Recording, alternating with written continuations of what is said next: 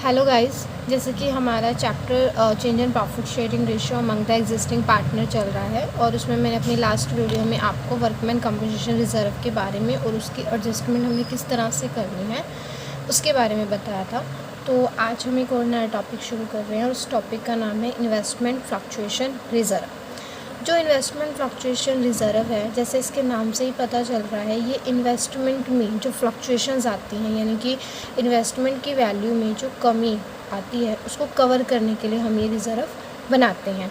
कमी किस तरह से? कमी का मतलब है कि इन्वेस्टमेंट की हमने बुक्स में कुछ और वैल्यू लिख रखी है और मार्केट में वो किसी और वैल्यू पे जो है सेल होगी, यानी कि बुक वैल्यू हमने ज़्यादा लिखी हुई है और मार्केट में वो जो चीज़ है वो बुक वैल्यू से कम वैल्यू पे जो है वो सेल होगी। तो वो जो डेफिशिएंसी आएगी यानी कि वो जो कमी आएगी उसको कवर अप करने के लिए हम एक रिज़र्व क्रिएट करते हैं। उस रिज़र्व का नाम है इन्वेस्टमेंट फ्लक्चुएशन रिज़र्व।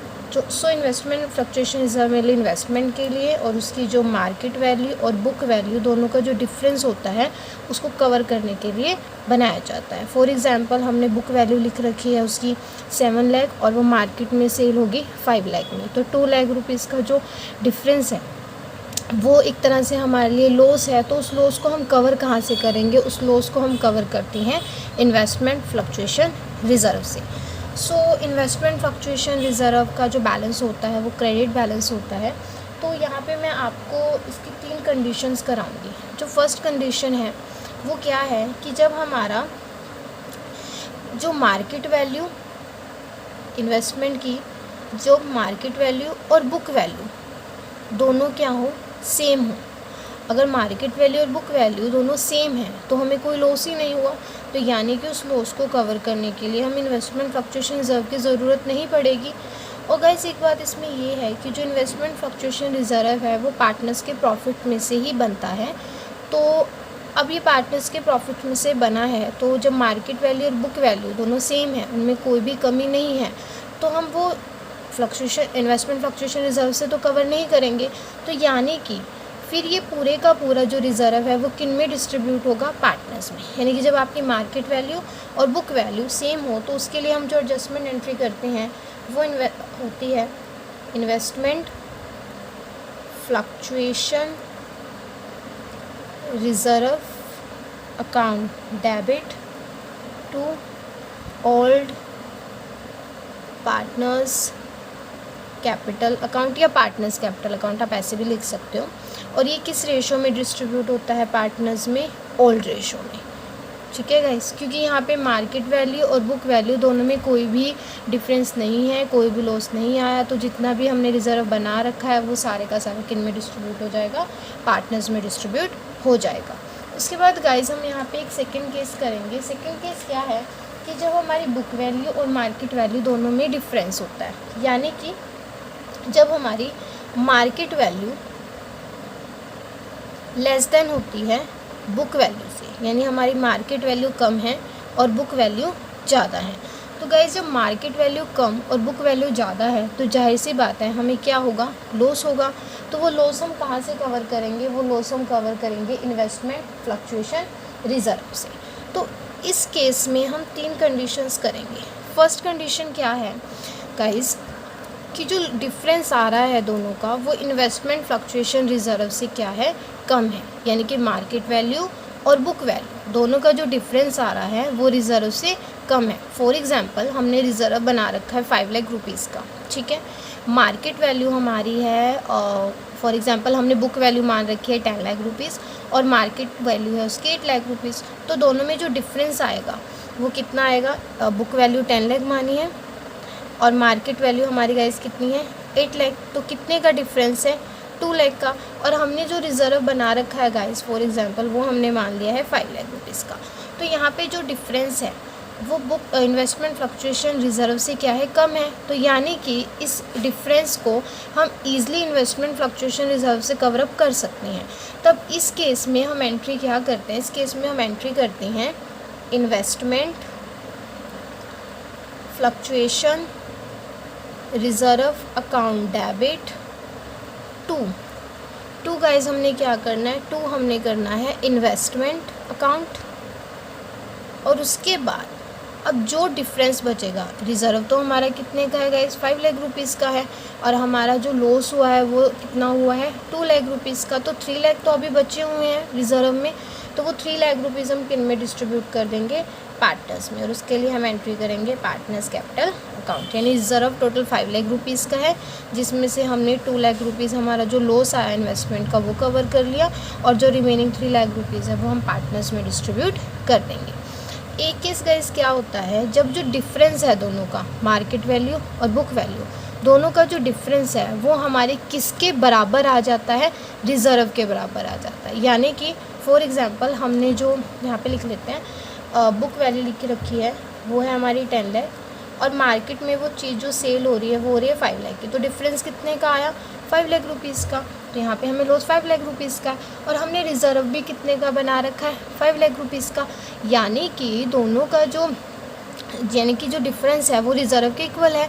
यानी कि जब आपका जितना डिफरेंस है वो रिज़र्व के ही इक्वल आ जाता है, तो उस केस में हम क्या एंट्री करेंगे, तो गाइस उस केस में हम एंट्री करते हैं investment fluctuation reserve account debit to investment account, तो गाइस इन्वेस्टमेंट अकाउंट, और पूरे के पूरे 5 लाख रुपीज़ ही चले जाएंगे। क्यों, क्योंकि यहाँ पे रिज़र्व किसके इक्वल है, लॉस के इक्वल है, तो यहाँ पे पार्टनर्स में डिस्ट्रीब्यूट करने के लिए कुछ भी नहीं बचेगा, सारे का सारा किस में कहाँ पे चला जाएगा, हमारा इन्वेस्टमेंट अकाउंट में। उसके बाद एक केस का क्या होता है, जब जो डिफरेंस है मार्केट वैल्यू और बुक वैल्यू दोनों का जो डिफरेंस है वो रिज़र्व से ज़्यादा होता है, वो रिज़र्व से ज़्यादा होता है। यानी कि मान लो हमारी बुक वैल्यू 10 लाख रुपीज़ थी, और मार्केट में वो जो चीज़ सेल हुई है, फॉर एग्जांपल वो हुई है 3 लाख रुपीज़ की सेल हुई है मान लो, तो हमें कितने का लॉस हो रहा है, 7 लाख रुपीज़ का। बट रिज़र्व तो हमारे पास कितने का बना हुआ है,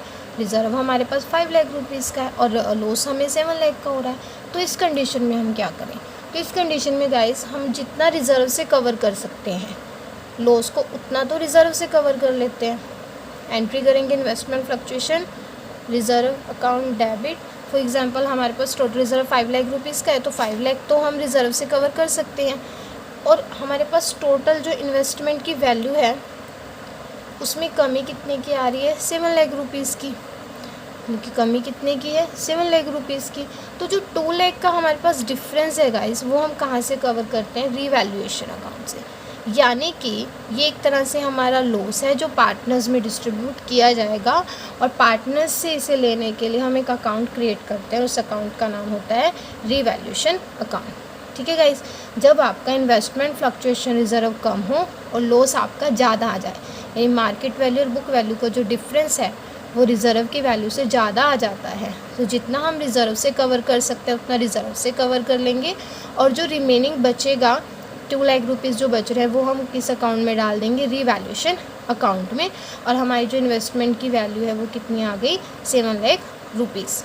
ठीक है गाइस, अब ये जो रिवैल्यूएशन अकाउंट यहाँ पे ओपन है, हम इसको क्लोज भी करेंगे, और ये क्योंकि लॉस है, यानी कि ये जो हमने क्रिएट किया है ये पार्टनर्स में लॉस को डिस्ट्रीब्यूट करने के लिए क्रिएट किया है, तो लास्ट में हम इसकी एक एंट्री करेंगे।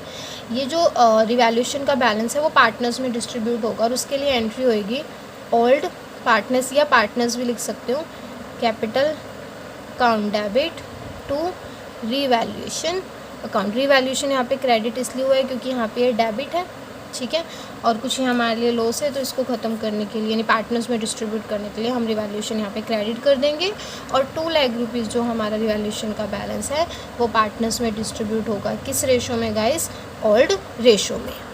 उसके बाद हमारा जो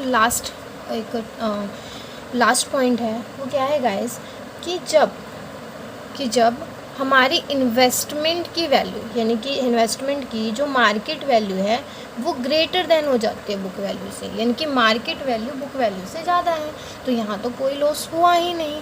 तो जब मार्केट वैल्यू बुक वैल्यू से हमारी ज़्यादा हो गई, तो हमें जब कोई लॉस ही नहीं हुआ, तो जो पूरे का पूरा रिजर्व है वो किन में डिस्ट्रीब्यूट होगा, पार्टनर्स में। उसके लिए हम एंट्री करेंगे investment fluctuation reserve account debit to partners capital account. For example book value वही हमारी 10 लाख हम ले लेते हैं, और मार्केट वैल्यू हम कितनी ले लेते हैं 12 लाख, और रिज़र्व वही 5 लाख। तो यानी इन्वेस्टमेंट फ्लक्चुएशन रिजर्व में तो हम कितने डिस्ट्रीब्यूट कर देंगे 5 लाख रुपीज़, किस रेशो में, ओल्ड रेशो में, ठीक है।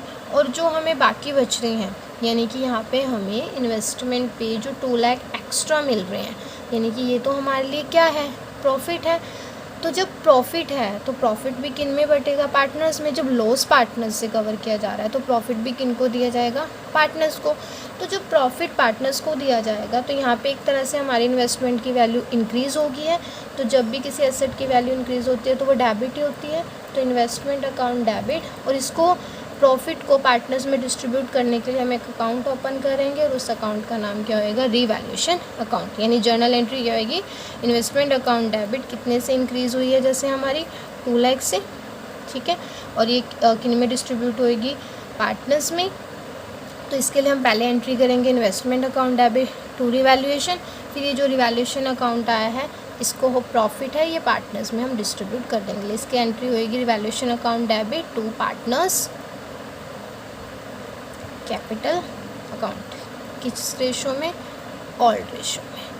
कितने रुपए बचेंगे, जो ये हमें एक्स्ट्रा मिले हैं इन्वेस्टमेंट पे 2 लाख रुपीज़।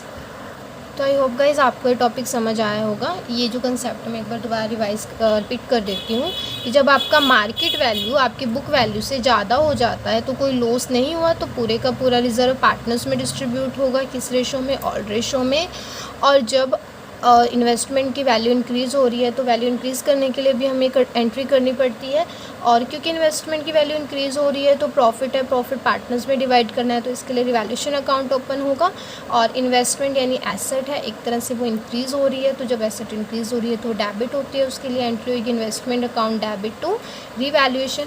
और ये जो रीवैल्यूएशन है वो हमने पार्टनर्स में प्रॉफिट डिस्ट्रीब्यूट करने के लिए क्रिएट किया है, तो इसको हम यहाँ पे राइट ऑफ करेंगे, यानी कि पार्टनर्स में जो प्रॉफिट है वो डिस्ट्रीब्यूट करेंगे। उसके लिए एंट्री होगी revaluation account debit to partners capital account. आप ये भी याद रख सकते हो इस तरह से कि रिवैल्यूएशन यहाँ क्रेडिट है, तो जब इसको पार्टनर्स में डिस्ट्रीब्यूट करेंगे तो इस एंट्री में, नेक्स्ट एंट्री में वो क्या हो जाएगा, डेबिट, और पार्टनर्स में डिवाइड हो जाएगा, किस रेशो में, ओल्ड रेशो में। तो आई होप गाइस आपको ये वीडियो अच्छी लगी होगी। Thank you so much.